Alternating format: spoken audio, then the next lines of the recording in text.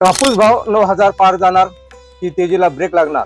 नमस्कार कृषी मित्रांनो, मी सखाराम राठोड आणि तुम्ही पाहतात आपल्या हक्काचं चॅनल शिवम कृषी टेक.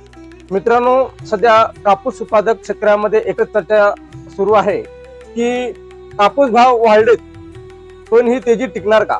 कुठे भाव 8,000चा वर गेलेत तर कुठे 8,500 ते 8,800 पर्यंतच्या बातम्या येत आहेत. मग प्रश्न पडतो की हा भाव 9,000च्या वर जाणार की या भाववाढीला आता ब्रेक लागणार.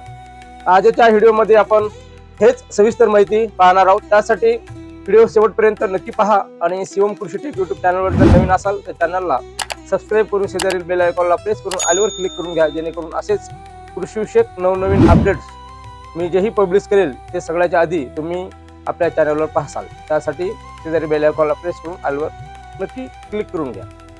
चला तर जराही वेळ वाया न घालता जे आज रोजी शेतकऱ्याच्या मनामध्ये जे संभ्रम आहे की कापसामध्ये जी तेजी आलेली आहे, काही मार्केटमध्ये 8,000, 8,300, 8,500 ते 8,800 पर्यंत कापसाचे भाव गेलेले आहेत.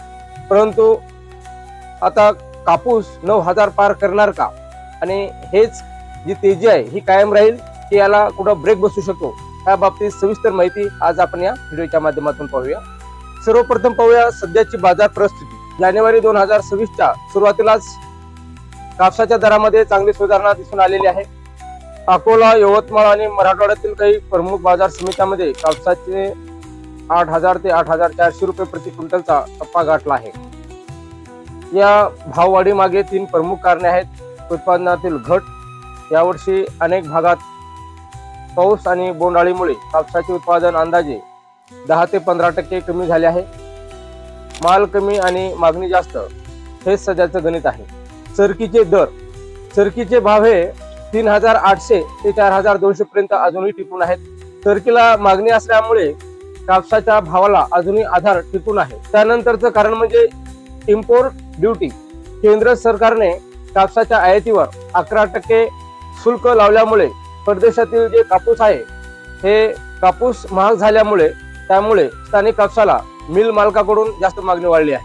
आता सगळ्यात महत्वाचा प्रश्न जो आहे तो म्हणजे भाववाढीला ब्रेक लागणार का, तर त्या बाबतीत सविस्तर पाहूया. पण मित्रांनो, आता मूळ प्रश्न या तेजीला ब्रेक लागू शकतो का, तर याचं उत्तर हो आणि नाही दोन्हीमध्ये आहे. काही गोष्टींकडे आपल्याला लक्ष द्यावं लागेल. आवक वाढण्याची शक्यता. फेब्रुवारी महिन्यात जर कापसाची आवक एकदम वाढली तर व्यापाऱ्याकडून दबाव येऊ शकतो आणि भावात 200 ते 300 रुपयाची घसरण होऊ शकते. आंतरराष्ट्रीय बाजार. सध्या जागतिक बाजारात न्यूयॉर्क कॉटन फिटर्स थोडी चढ उतार सुरू आहे. जर जागतिक मागणी कमी झाली तर त्याचा परिणाम आपल्या दरावर नक्कीच होईल. कापड उद्योगाची मागणी. जोपर्यंत कापड गिरण्या पूर्ण क्षमतेने कापूस खरेदी करत आहेत तोपर्यंत भाव टिकून राहतील. पण जर त्यांनी हात आखडता घेतला तर भाव स्थिर होऊ शकतो. अशा परिस्थितीत शेतकऱ्यांनी काय निर्णय घ्यावे, तर शिवम कृषी टेक तर्फे माझा हा सल्ला राहील की टप्प्याटप्प्याने विक्री करा. 9,000 किंवा 10,000 होईल याची वाट बघत संपूर्ण कापूस घरात ठेवू नका. जोखीम कमी करा. तुमच्याकडे जे कापसाचा साठा आहे त्यापैकी 30 ते 40% सध्या रेट जे आहे त्या रेटमध्ये विक्री करून जी आपली जोखीम आहे ती कमी करा. आज रोजी नाही म्हटलं तरी बी सध्याचे भाव 8,000 प्लस कापसाचे रेट आहे. त्यामध्ये तुम्ही काही 30 ते 40% कापूस विकून जोखीम कमी करू शकता. उर्वरित कापूस जर तुमची आर्थिक परिस्थिती किंवा पैशाचा जर कोणाला देणं घेणं जास्त नसेल तर तुम्ही फेब्रुवारी किंवा मार्च पर्यंत कापसाची साठवणूक करून तेजीची वाट पाहून ते तुम्ही होल्ड करू शकता. पण लालच न करता मार्केटचं कल पाहून निर्णय घ्या. थोडक्यात सांगायचं झालं तर सध्या मार्केट पॉझिटिव्ह आहे पण सावधगिरी बाळगणं गरजेचे आहे. तुम्हाला काय वाटते, यंदा कापूस 9,000च्या वर जाईल का? कमेंट बॉक्समध्ये नक्की कमेंट करून सांगा.